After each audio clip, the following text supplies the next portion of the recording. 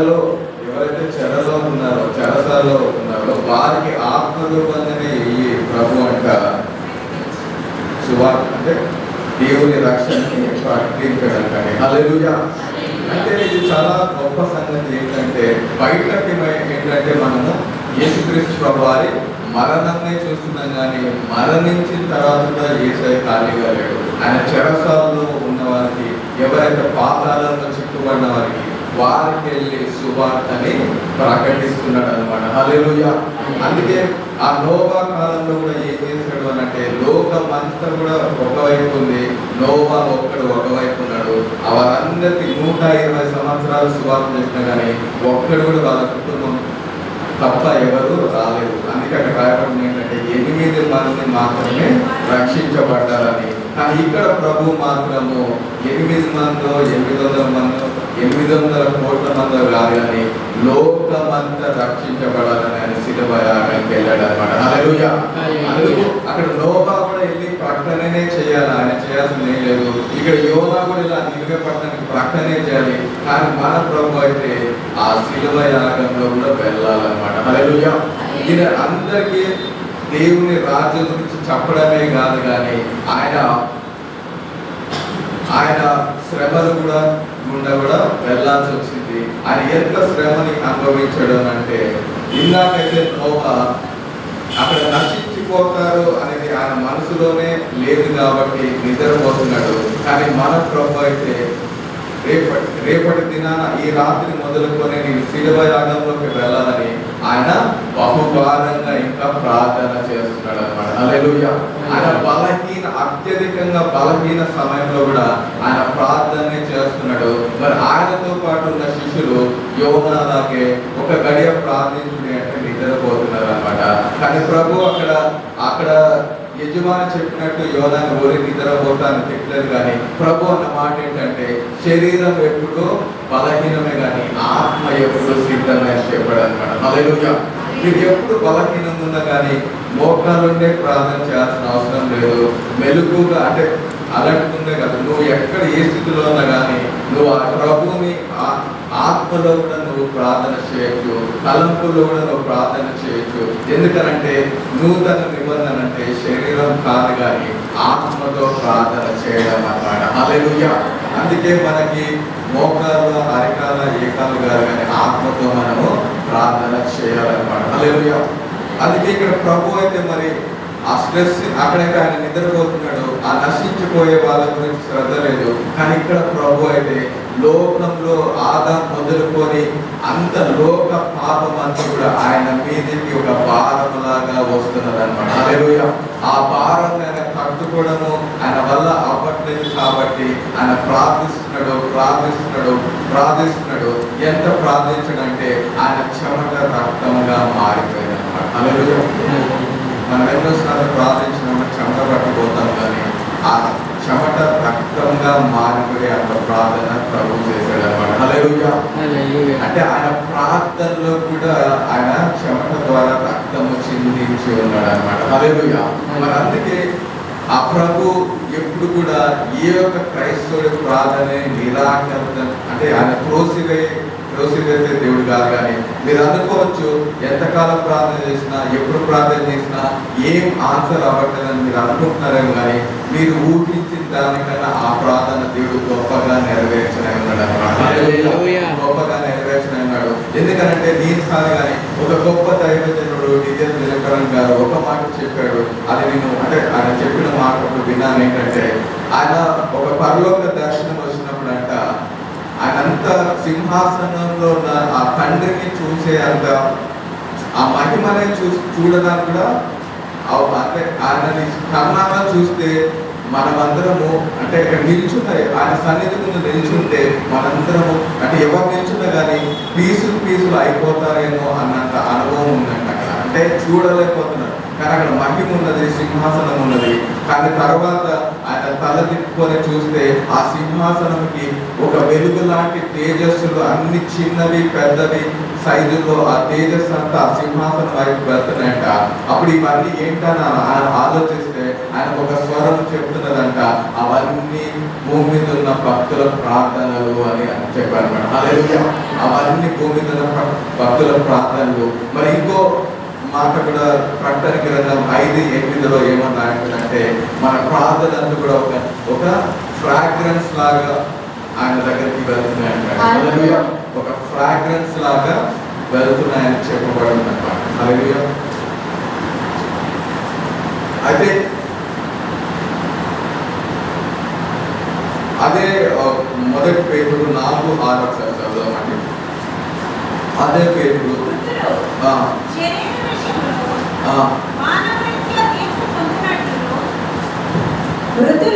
మృతులు శరీర విషయంలో మానవరీత్యా తీర్పు పొందినట్లును ఆత్మ విషయంలో దేవుని బట్టి జీవించినట్లును వారికి కూడా సువార్త ప్రకటింపబడెను. హల్లెలూయా. మనము సువార్త ఎందుకు ప్రకటించబడిందంటే శరీరం అందు మనం మృతులుగా ఉండాలంట, ఆత్మ యందు మనము జీవించాలంటే. హల్లెలూయా. మనకెందుకు సువార్త ఇవ్వబడిందనంటే శరీరంగా మనం మరణించాలంట, ఆత్మ మూలంగా మనము బ్రతకాలంట. హల్లెలూయా. అందుకే క్రైస్తవులు ఎప్పుడైతే రక్షించబడ్డారో ఇంగ్లీష్లో అయితే సోల్ హ్యాస్ బీన్ సేవ్డ్ అని అంటారు అన్నమాట. హల్లెలూయా. ప్రాణము రక్షించబడ్డది అంటే ఆత్మ రక్షించబడ్డది. హల్లెలూయా. మనకి సువార్త ఎందుకు ఇవ్వబడ్డదంటే మనము మన ఆత్మని రక్షించుకున్నాము అన్నమాట. హల్లెలూయా. ఎందుకనంటే ప్రతి శరీరం ఈ భూమి మీద ఎవరినైనా కానీ మరణించాల్సిందే, కానీ రక్షించబడాల్సింది శరీరం కాదు కానీ ఆత్మ అన్నమాట. ఎప్పుడూ జీవించే ఆత్మ. అందుకే మనకి యేసుక్రీస్తు నామములో మన ఆత్మ రక్షించబడ్డది. హల్లెలూయా. అందుకే ఈ శరీరం అనేది ఇక్కడే వదిలేస్తాము. కానీ కొంతమంది జ్ఞానులు ఏమని చెప్తారంటే ఎన్నోసార్లు మళ్ళా పుట్టుకొస్తాయి. ఆత్మకి మరణం లేదు అని అంటే ఒక శరీరం నుండి ఇంకో శరీరంలోకి వెళ్ళడం అంటాం. హల్లెలూయా. కానీ మనకైతే ఈ శరీరం ఏదైతే వదిలివేసి వెళ్తామో మహిమ శరీరంగా మార్చబడుతుంది అన్నమాట. హల్లెలూయా. ఈ శరీరమే గొప్పది అని అనుకుంటే ఆయన స్వరూపంలో సృజించిన శరీరము ఒక దినాన యేసుక్రీస్తు మహిమ ఎలా ఉంటుందో మన శరీరం కూడా ఆ మహిమలోకి వెళ్తుంది అన్నమాట. హల్లెలూయా. అందుకే ఆ యొక్క మహిమ శరీరాన్ని తట్టుకోవడానికి ఈ భూమి సరిపోదు కాబట్టి ఆయన మనిషి రూపంగా ఈ భూమి మీదకి వచ్చాడు. హల్లెలూయా. అత్యధిక బలహీనుడుగా ఈ భూమి మీదకి వచ్చాడు. కానీ ఆయన చేసిన పని ఏంటి తెలుసా? ఈ భూమి మీద అత్యధిక బలహీనులందరినీ బలవంతులుగా పరలోకానికి చేర్చాడు అన్నమాట. హల్లెలూయా. ఆయన మహిమలోకి మనని ప్రవేశింపజేశాడు. ఎందుకనంటే మన ఆత్మ అనేది ఆత్మ మరణిస్తుందని ఏ ఒక్క గ్రంథం కూడా ఒప్పుకోదు. కానీ మనకి చెప్పిన మాట ఏంటంటే మనము మన ఆత్మని రక్షించుకొని నిత్యత్వంలోకి వెళ్ళిపోయామని. హల్లెలూయా. ఈ సత్యాన్ని ఎవరికి చేరకుండా అపవాది పని చేస్తూ ఉంటాడు. మరి అపవాదిని మనము కాళ్ళ కింద చితకొట్టాం కాబట్టి ఇక్కడున్న ప్రతి బిడ్డ కూడా రక్షించబడ్డారన్నమాట. హల్లెలూయా. అందుకే అక్కడ దావీదు కీర్తన చెప్పిన మాట ఏంటంటే నన్ను రక్షించే వాటిని నేను ఆధారపడతాను, ఆయనకే మొరపెట్టుకుంటాను కానీ ఇంకా వేరే వాళ్ళ నోట్లో కూడా నేను మాట వారి అంటే దేవుడు కాకుండా నన్ను రక్షించే దేవుడు ఇంకో ఎవరో ఉన్నారనే మాటను కూడా నేను ఉచ్చారణ చేయను అని చెప్పాడు అన్నమాట. హల్లెలూయా. అందుకే ఈ భూమి మీద మనం ప్రకటిస్తుంది ఏంటంటే యేసుక్రీస్తు మూలంగానే రక్షణ అని. హల్లెలూయా. అది సత్యము కాబట్టి.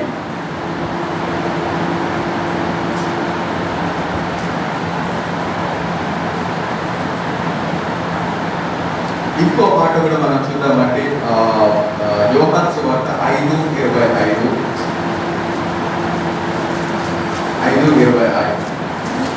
మృతులు దేవుని కుమారుని శబ్దము విని గడి వచ్చి ఉన్నది, ఇప్పుడే వచ్చి ఉన్నది, దానిని వినువారు జీవితులని మీతో నిశ్చయముగా చెప్పుచున్నాను. హల్లెలూయా.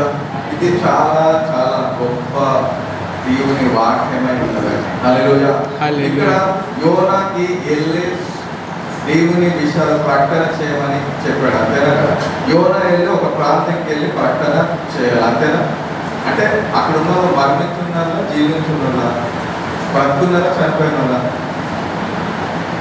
యోనా వెళ్ళి ఎవరు ప్రకటించాలని? మనుషులకే కదా, మనుషులకే కదా. కానీ ఇక్కడున్న మాట మీరు పరిశీలన చేస్తే ఒకసారి మాట్లాడాలి. మృతులు దేవుని కుమారుని కుమారుని శబ్దము విను. మృతులు దేవుని కుమారి శబ్దము విను, గడియ వచ్చుచున్నది. గడియ వచ్చుచున్నది అని చెప్పాడన్నమాట. అది ఇప్పుడే వచ్చి ఉన్నది. అది ఇప్పుడే వచ్చి ఉన్నది. దాన్ని వినువారు జీవింతురని మీతో నిశ్చయంగా చెప్తున్నాను చెప్పాడన్నమాట. హల్లెలూయా. అంటే మృతి చెందిన వారు కూడా దేవుని కుమారి స్వరము వినే గడియ వచ్చి ఉన్నది అని చెప్పాడన్నమాట. హల్లెలూయా. అందుకే ఇంకో మాట కూడా ఏంటంటే, యేసుక్రీస్తు ప్రభువారి జీవితంలో ఏదైతే ఉన్నదో అవన్నీ కూడా క్రైస్తవులకి ఆటోమేటిక్ గా ఉన్నాయన్నమాట. ఇక్కడ యేసయ్యని ఏ చరిత్రలో చూసినా కానీ యేసయ్య ఈ భూమి మీదకి వచ్చాడని చరిత్ర చెప్తుంది. ఎందుకంటే టైంనే డివైడ్ చేసేది ఎవరంటే యేసుక్రీస్తు. యేసుక్రీస్తు ముందు, యేసుక్రీస్తు తర్వాత అనే విభజన చరిత్రలో ఉన్నది. ఆయన చరిత్రలో వచ్చున్నాడు, మరణించున్నాడు అనే చరిత్ర చెప్తుంది. కానీ క్రైస్తవులు ప్రకటిస్తుంది ఏంటంటే ఆ మరణించిన ప్రభు జీవించి ఉన్నాడు అని. హల్లెలూయా. మరణించిన ప్రభు జీవించి ఉన్నాడు. దానికి రుజువు ఇంకోటి కూడా ఏమిటి అంటే, యేసుక్రీస్తు ప్రభువారు ఎప్పుడైతే ఈ భూమి మీదకి రానన్నాడో అప్పుడు ఎవరైతే యేసు ప్రభువును నిద్రించినారో వారందరూ వారి సమాధులలో నుండి లేస్తారన్నమాట. హల్లెలూయా. మనం బ్రతుకున్న మనకన్నా ముందు ఆ మహిమ శరీరం ఎవరికి వస్తారంటే ఎవరైతే యేసుక్రీస్తుని అంగీకరించి మృతి పొందినారో వారందరూ సమాధులలో నుండి లేస్తారన్నమాట. హల్లెలూయా.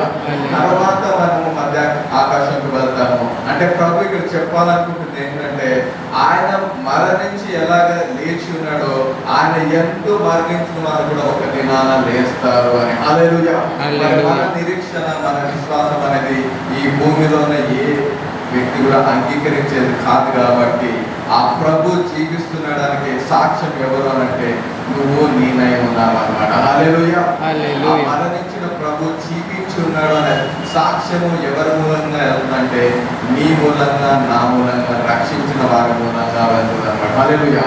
అందుకే ప్రభు వాక్యం ఒక మాట మనం చూసి ముగించుకుందామండి. మొదటి దినవృత్తాలు 28:6.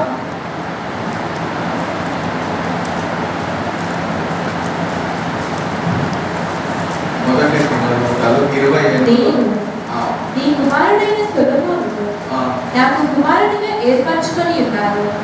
నేను అతనికి తండ్రినై ఉందును. అతడు నా మందిరమును, నా ఆవరణములను కట్టించును. హల్లెలూయా. ఇక్కడ చెప్పిన మాట ఏంటంటే దావీదు ఏంటంటే ఆయన ఆశపడుతున్నాడు ఏంటంటే ఒక మందిరం కట్టబడాలని. కనుక మీకు తెలిసిన విషయమే ఆ యెహోవా దేవుడు ఏమంటున్నాడంటే నీ కుమారుడైన సొలొమోనుతో అది నేను జరిగిస్తానని చెప్తున్నాడు. కానీ ఇక్కడ సొలొమోనుతో డైరెక్ట్ అన్న మాట ఏంటంటే ఆ మాట మనం చూద్దామండి. నేను నీ కుమారుడైన సొలొమోనును నాకు కుమారునిగా ఏర్పరచుకొని ఉన్నాను. నాకు కుమారునిగా ఏర్పరచుకున్నాను. హల్లెలూయా. ఎవరు ఏర్పరచుకున్నాడండి? దావీదు కుమారుణ్ణి దేవుడు కూడా నీ కుమారుణ్ణి నేను ఏర్పరచుకున్నాను చెప్తున్నాడు. తర్వాత ఏమని చెప్తున్నాడు? నేను అతనికి తండ్రినై ఉందును. నేను అతనికి తండ్రినై ఉందును. అతడు నా మందిరము, నా ఆవరణములను కట్టించును. హల్లెలూయా. ఆయన మందిరము, ఆవరణము కట్టించున్నాడు. అంటే ఇక్కడ క్లియర్ గా దేవుడు ఏమని చెప్తున్నాడంటే సొలొమోనుకి తండ్రిగా నేను ఉన్నాను, ఆ సొలొమోను నా కుమారుడు అని చెప్పాడు. కానీ మనకి చెప్పిన నూతన నిబంధనల మాట ఏంటంటే ఏం చెప్పాడంటే యేసయ్యనే సరే ఇక్కడ సొలొమోను కన్నా ఆ పాత నిబంధనలు ధనవంతులు ఎవరైనా ఉన్నారా? సొలొమోను కన్నా జ్ఞానవంతులు ఎవరైనా ఉన్నారా? లేరు. సొలొమోను మహిమ, తేజస్సు అంటే ఆయన జీవించిన విధానం కానీ, ఆయనకున్న ధనం కానీ, జ్ఞానం కానీ అక్కడ యెహోవా దేవుడు చెప్పిన మాట ఏంటంటే నీ అంత ధనవంతుడు ఎవరు ఉండరు, తర్వాత రారు, నీ అంత జ్ఞానవంతుడు కూడా ఎవరు ఉండరు అని. అంటే మనం ఈ ప్రపంచంలో ఎంతమంది ధనవంతులను చూసినా కానీ వారందరూ సొలొమోను కన్నా తక్కువే అన్నమాట. హల్లెలూయా. ఎందుకంటే ఆయన మొత్తం ఏదైనా సిమెంట్ యూజ్ చేయడు, బంగారం. హల్లెలూయా. బెస్ట్ ఏదైతే ప్రపంచం ఉందో అవన్నీ సొలొమోను రస్తో మొదలు అన్నీ కూడా అన్నమాట. ఆ సొలొమోను రాజ్యంలో వాళ్ళ పనివారి వస్త్రాలు చూసినప్పుడే వాళ్ళ ఆశ్చర్యానికి లోనయ్యారు. ఎందుకు తెలుసా? వారి పనివారి వస్త్రాలే వేరే రాజ్యంలో రాజు కన్నా ఎక్కువగా ఉన్నాయన్నమాట. హల్లెలూయా. సరే, ఇదంతా సొలొమోను గురించి ఉన్నది.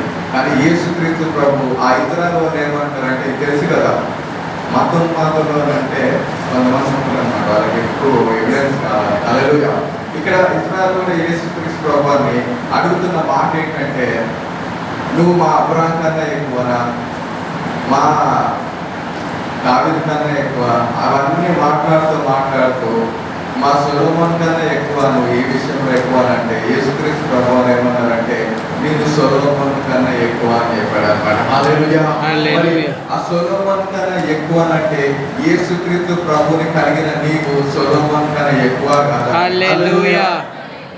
సొలొమోన్ అంటే ఇంక మొత్తం అంతేనా కదా? సొలొమోనుకున్న ఆస్తి పాస్తులు జ్ఞానము అన్ని విషయాల్లో కూడా యేసుక్రీస్తు ప్రభువారు ఎక్కువ అని చెప్పి ఉన్నాడు. అందుకే మనము మరి ఈ భూమి మీద మనని ఎవరు ఎలాగ చూస్తున్నారు అనేది కానే కాదు. అంటే సొలొమోను కన్నా జ్ఞానం ఉండాల్సిన అవసరం లా, సొలొమోను కన్నా ధనం ఉండాల్సిన అవసరం లేదు. అందుకే ప్రభు చెప్పిన మాట ఏం తెలుసా? ఈరోజు పుట్టి ఒక కొంతకాలానికి, అంటే కొన్ని మొక్కల గురించి చెప్తారు కదా, నేను సొలొమోను కూడా ఇవ్వని మహిమ పూలకు ఇచ్చానని చెప్పాడు అనమాట. ఈ రోజు ఉండి కొన్ని రోజులకి ఎండిపోయిన తర్వాత మహిమలో పడేస్తారని, వాటికన్నా మీరు శ్రేష్ఠులు కాదని చెప్పాడు అనమాట. హల్లెలూయా. అంటే దేవుడికి సొలొమోను లాగా మనం ఉండడం పెద్ద కష్టం కాదు, కానీ ఆ మంటలో పడబోతుంది అనేది ఇంపార్టెంట్ అనమాట. హల్లెలూయా. అందుకు మనకి దాచిపెట్టిన మహిమ అనేది ఈ భూమి ఇంతవరకు కన్నులతో చూడాలని అనమాట. హల్లెలూయా. ఆ మహిమని నువ్వు చూడాలంటే అది పరిశుద్ధాత్మ వల్లనే సాధ్యం అవుతుంది అనమాట. హల్లెలూయా. అందుకు ఇక్కడ చెప్పిన మాట ఏంటంటే, మీరు ఎప్పుడైతే ఆ సువార్తను స్వీకరించారో, ఎందుకు సువార్త ప్రకటించబడదంటే మీరు శరీరం అందు మృతులై ఆత్మలో జీవించాలి అని అన్నమాట. హల్లెలూయా. అందుకే మనం ఆత్మ సంబంధమే కానీ శరీర సంబంధం కాదు. అందుకే ప్రభు చెప్పిన మాట ఏంటంటే, సొలొమోనుకి లేని మహిమనే నేను ఆ పూలకి ఇచ్చున్నాను, ఆ సొలొమోను ధరించిన మహిమతో ఆ కలర్స్ తో నేను ఫిల్ చేస్తున్నాను, కానీ మీరు వాటికన్నా శ్రేష్ఠులు కాదా అని చెప్పాడు అన్నమాట. హల్లెలూయా. అందుకే దేవుడికి మనం ఎప్పుడు కూడా శ్రేష్టమైన వారమే ఉన్నాము. ఏది మనకి నూతన నిబంధనలో చెప్పబడిందో అది అన్నిటికన్నా హైయెస్ట్ లెవెల్ అన్నమాట. హల్లెలూయా. ఇప్పుడు నీకు ఏదైతే మనము గుల్షన్ ఫాతిమా ఒక టెస్టిమనీ చూసాం కదా, ఆ టెస్టిమనీలో ఆమెకున్న వస్త్రాలు ఆకుపచ్చగా ఉన్నాయి, అంతేనా? కానీ దేవుని మహిమ ఆ యొక్క సన్నిధంతా ఆ రూమ్కి వచ్చినప్పుడు ఆ పచ్చని వస్త్రాలు తెల్లగా మార్చబడ్డాయి అన్నమాట. హల్లెలూయా. ఇప్పుడు మహిమతో నింపబడినప్పుడు ఎవడన్నా ఏ కలర్ అని చెప్పగలరా? నీకు ఆ మహిమను చూస్తేనే నీకు ఇంకా ఏది ఆలోచననే రాదు. ఎందుకంటే ఆ మహిమలోనే సమస్తం ఉన్నది కాబట్టి. హల్లెలూయా. ప్రభావం అనేది నీకు చాలా ఎక్కువ కాబట్టి ఇక నీకు అది ఇది లేదనేది ఏముండదు. అందుకే మనకి చెప్పిన మాట ఏంటి తెలుసండి, ఆయన మహిమైశ్వర్యం అందు నీకు అన్ని సమకూర్చబడతాయని చెప్పాడు అనమాట. ఆయన మహిమైశ్వర్యం, క్రీస్తు యొక్క మహిమైశ్వర్యంలో నీకు అన్ని కూడా సమకూర్చబడతాయని చెప్పి ఉన్నాడు. చివరిగా ఇప్పుడు మనం రూపాంతర కొండల్లో కూడా మనం చూస్తే, అప్పటి వరకు ఆ శిష్యులతో ప్రభు రోజు ఎలాగ చూస్తున్నారో అలాగే ప్రభు ఉన్నాడు. కానీ ఒక్కసారి ప్రభు వాళ్ళకి తెలియపరచాలనుకున్న ఒక విషయం ఉన్నది కాబట్టి ఒక కొండ మీదకి తీసుకుని వెళ్ళి అక్కడ ఎప్పుడైతే ప్రార్థన చేసినప్పుడు ప్రభు రూపాంతర పడ్డాడో, అప్పుడు అక్కడ ఉన్న వారందరూ రోజు చూసే ప్రభుని చూసి భయపడి వాళ్ళు సాగిలపడి వారు భూమికి అలా పెట్టుకున్నారు. ఎందుకంటే ఆ మహిమను వారు చూడడానికి భయపడ్డారు, చూడలేకపోతున్నారు. అప్పుడు ప్రభు వచ్చి చెప్పిన మాట ఏంటంటే, అప్పుడు ఒక వాయిస్ వినపడుతుంది. తండ్రి చెప్పిన మాట ఏంటంటే, ఈయన నా ప్రియ కుమారుడు, ఈయన మాటలు మీరు వినుడి అని. హల్లెలూయా. ఇక్కడ మనం కూడా యేసుక్రీస్తు రక్తం వల్ల ఇక్కడున్న ప్రతి వారు కూడా తండ్రి అయిన దేవుడికి ప్రియ కుమారుడు కుమార్తె అయి ఉన్నారన్నమాట. హల్లెలూయా. అందుకే మీరు వినాల్సిన మాటలు ఎవడు ఎంత జ్ఞానం చెప్పినా అవసరం లేదు, కానీ వాక్యంలో ఉందా లేదా మీరు చెక్ చేసుకోవాలంటే. హల్లెలూయా. ఈ వాక్యాన్ని మించిన జ్ఞానం ఎవరికి ఉండదు. ఎవరికైనా ఇందులో చెప్తేనే అది జ్ఞానం అవుతుంది అనమాట. హల్లెలూయా. అప్పుడు యేసు ప్రభు కూడా వారందరూ అలా భయపడి ఆ తల కిందకి పెట్టుకుని ఉంటే అప్పుడు ప్రభు వచ్చి ఒక మాట అంటే వారిని లేపుతాడు. అప్పుడు అక్కడ రాయబడిన మాట ఏంటంటే, ఇది మత్తయి సువార్త 17లో ఉంటుంది. ఆ మాట ఏంటంటే, వారు తేరి చూడగా వారు యేసయ్యను చూశారు అన్నమాట. ఆ మాట యేసు వారి యొద్దకు వచ్చి వారిని ముట్టి లెండి భయపడకుడని చెప్పాను. వారు కన్నులెత్తి చూడగా యేసు తప్ప మరి ఎవరినో వారికి హల్లెలూయా. ఇక్కడ వారు కూడా మనము యేసుని తప్ప ఎవరిని చూడాల్సిన పని లేదు. హల్లెలూయా. యేసు మీద తప్ప ఎవరి మీద ఆధారపడాల్సిన పనే లేదన్నమాట. హల్లెలూయా. అందుకే మనకి పరిశుద్ధాత్మ ఇవ్వబడ్డాడు అన్నమాట. మనందరికీ పరిశుద్ధాత్మ మనలోనే ఉన్నాడు. ఎప్పుడైతే దేవుడు చెప్పిన మాటలు నువ్వు స్వీకరిస్తా ఉంటావో ఆ స్వీకరించిన ప్రతి మాటని పరిశుద్ధాత్మ దేవుడు నెరవేరుస్తాడు అనమాట. హల్లెలూయా. ఎందుకంటే నూతన నిబంధనలు చెప్పిన మాటలు పాత నిబంధనల మనుషులు చేసే పనులు కాదు, కానీ ఆయన ఆత్మ వల్లనే సమస్తము జరుగుతాయి. అందుకే చెప్పిన మాట ఏంటంటే, శక్తి చేత కాదు, బలం చేత కాదు, నా ఆత్మ వల్లనే ఇది జరుగును అని. హల్లెలూయా. పరిశుద్ధాత్మ అయితే మనందరిలోనే ఉన్నాడు. అందుకే మనము శరీరం బట్టి ఏది కాదు, కానీ మనకి సువార్త ప్రకటించబడింది. ఎందుకనంటే శరీరంలో మృతులై ఆత్మలో బ్రతకాలని. హల్లెలూయా. హల్లెలూయా. ఆత్మలో బ్రతకడం అంటే ఆ ప్రభుకి బలమైన సాక్షిగా ఉండడం అన్నమాట. వాళ్ళందరూ శిష్యులు శరీరంగా ఉన్నారు, కానీ ఎప్పుడైతే పరిశుద్ధాత్మ వారి మీదకి వచ్చారో అప్పుడు వారు ఆత్మలో జీవించారు కాబట్టి ఆ ప్రభుకి బలమైన సాక్షులుగా ఉంటారన్నమాట. హల్లెలూయా. చివరిగా ఒక మాట చూసి మనం ముగించుకున్నామాట. యోహాను సువార్త 17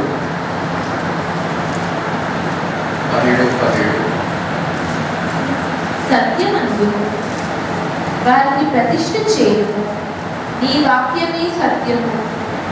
సత్యం ఏం చేస్తుందండి? సత్యమందు వారిని ప్రతిష్ఠ చేయము, నీ వాక్యమే సత్యము. హల్లెలూయా. సత్యమందు వారిని ప్రతిష్ఠ చేయము, నీ వాక్యమే సత్యము అని చెప్పాడు అన్నమాట. హల్లెలూయా.